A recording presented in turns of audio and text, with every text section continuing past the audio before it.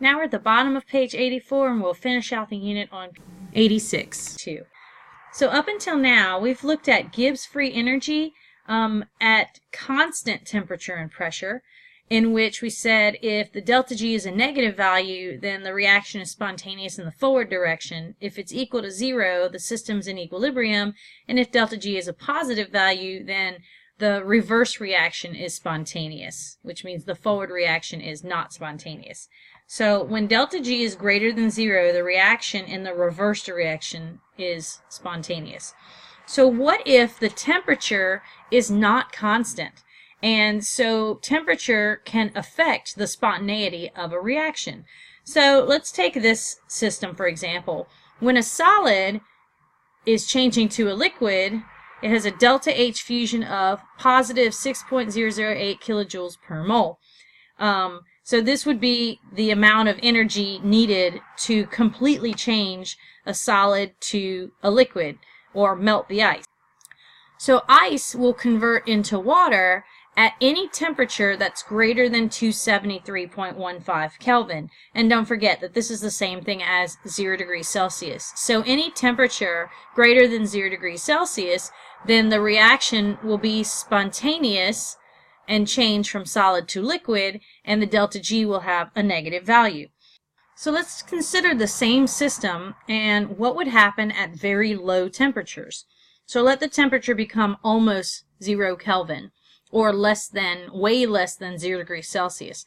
When this happens, the negative T delta S term becomes negligible, which means as a rule of thumb, you can pretty much ignore it, and the delta G is going to be equal to the delta H. This is at very low temperatures. So you're going to have a positive delta G. This should make sense because at a very, very low temperature, the liquid should be becoming a solid and not the reverse. So for the solid to become liquid, this should be not spontaneous at very low temperatures, because at very low temperatures it should spontaneously go from liquid to solid. So the reverse reaction is spontaneous, and so we have a delta G that's positive for this process. What about at very high temperatures? When the temperature becomes very large, the negative T delta S term becomes much larger than delta H. So at high temperatures, the delta H becomes negligible, and we can put our thumb over that term in the equation. And so when we ignore this value, we have delta G is equal to negative T delta S. And so you're going to have a delta G that is negative. So the sign of delta G becomes negative because the T and the delta S are both positive, and so negative T delta S is negative. This should make sense because for a solid to change to a liquid, if it's at a very high temperature, then we would expect the process to be spontaneously going forward from solid to liquid. And so you should have a delta G that's less than 0. We know this to be true for any temperature that's greater than 0 degrees Celsius. Ice will melt spontaneously. So let's kind of summarize this. I made a little note card here for you. So if we are analyzing the solid changing to the liquid phase, if the temperature were at 0 degrees, then the melting or freezing is occurring, regardless of which the system would be at equilibrium at 0 degrees Celsius, and so you would have a delta G that's equal to 0. If you have a temperature that's less than 0 degrees Celsius, then we know that at a cold temperature, the liquid should become a solid. So the reverse reaction would be spontaneous, and so we should have a delta G that's greater than 0. And then if you have a temperature that's higher than 0 degrees Celsius, then the forward reaction should be spontaneous. It should be melting, changing from solid to liquid. And so you would have a delta G that is less than 0.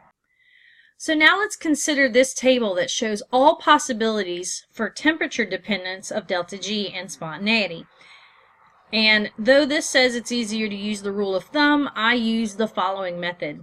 So here's your equation, and let's analyze the scenario when there is a negative delta H and a positive delta S. So here's my equation. Delta G is equal to delta H minus T delta S. All right, so what would negative G be if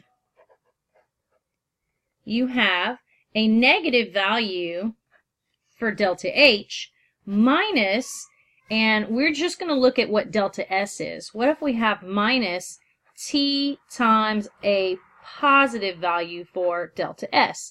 Well, first of all, I'm going to change the signs here, make this a plus, which is going to make this a negative. So what I end up with is a negative plus a negative value. And a negative plus a negative is definitely going to equal a value that is negative. So you'll end up with a negative delta G. So this scenario, a negative delta H and a positive delta S, is going to yield you a negative delta G, which means it's spontaneous forward at all temperatures. Regardless of what the temperature's value is, you're still going to end up with a negative value in this parenthesis. So at all temperatures, you'd have spontaneous forward reaction. Okay, let's look at another scenario.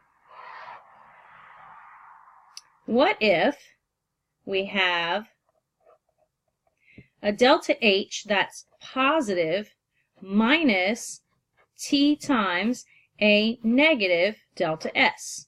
Well, first I'm going to change the signs here, and that's going to give me a plus and a plus.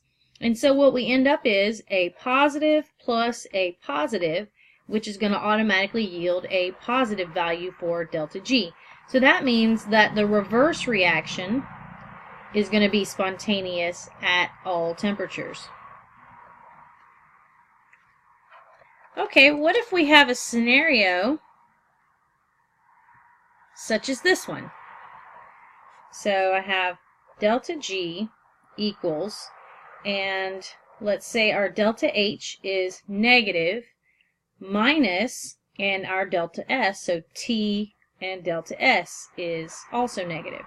So first I'm going to change these signs, plus and plus, which is going to give me negative plus a positive. Well, now the question is, well, which one of these two values is bigger? Is the negative bigger or is the positive bigger? And so this is going to be where it's going to depend on temperature. So if this value is really large, so if I have a high temperature, then I'm going to have more positive than I do negative, and so I would expect to end up with a positive delta G. But if this value is lower, so I have less positive and more negative, then at low temperatures I would expect this to end up being overall negative. And so for this scenario, high temperatures would be spontaneous in the reverse reaction, and low temperatures would be spontaneous in the forward reaction. And so it says so right there in the chart. Let's do one more example here where you have delta G equals, and I'm going to place a positive for delta H minus T, and the delta S is also positive. So here I'm going to change my signs, plus, minus, and so what that gives me is a positive plus a negative equals. Well, again, I'm not sure because it depends on which one of these is greater in value. So if I have a high temperature, so this depends on temperature again. If this value is high, then I'm going to have more negative than I do positive. So at a high temperature, we're going to have a negative delta G. And then if we have a low temperature, then this value will be lower than this one, and so you would have a positive delta G. So in this circumstance, a high temperature means the reaction would be spontaneous in the forward direction, and a low temperature would mean the reaction is spontaneous in the reverse direction.